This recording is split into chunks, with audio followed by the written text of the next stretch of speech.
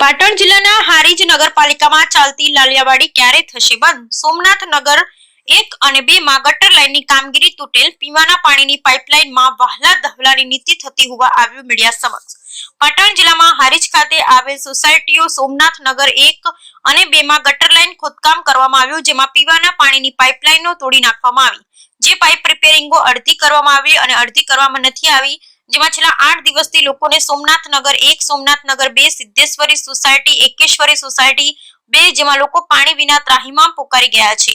તો આ બાબતે નગરપાલિકાના રહીશો નગરપાલિકા ચીફ ઓફિસર શ્રીને રજૂઆત કરવા જવા છતાં હારીજ નગરપાલિકાના ચીફ ઓફિસર પ્રજાજનોને કોઈ રજૂઆત સાંભળવા માંગતા નથી અને લોકોને એવું કહેવામાં આવે છે કે તમારી લેખિત કોઈ રજૂઆત વારે સાંભળવી નથી. તો આ બાબતે લોકોએ અનેકવાર લેખિત રજૂઆત કરેલ, જે લેખિત રજૂઆત કલેક્ટર સુધી કરવામાં આવેલ, તેમ છતાં હારીજ નગરપાલિકા ચીફ ઓફિસર પ્રજાજનો પાસે ગેરવર્તન કરી પ્રજાજનો પરેશાન કરી રહ્યા છે. તો આ બાબતે કલેક્ટર કોઈ કાર્યવાહી કરશે ખરા? Bureau report Ramjibhai Raygur.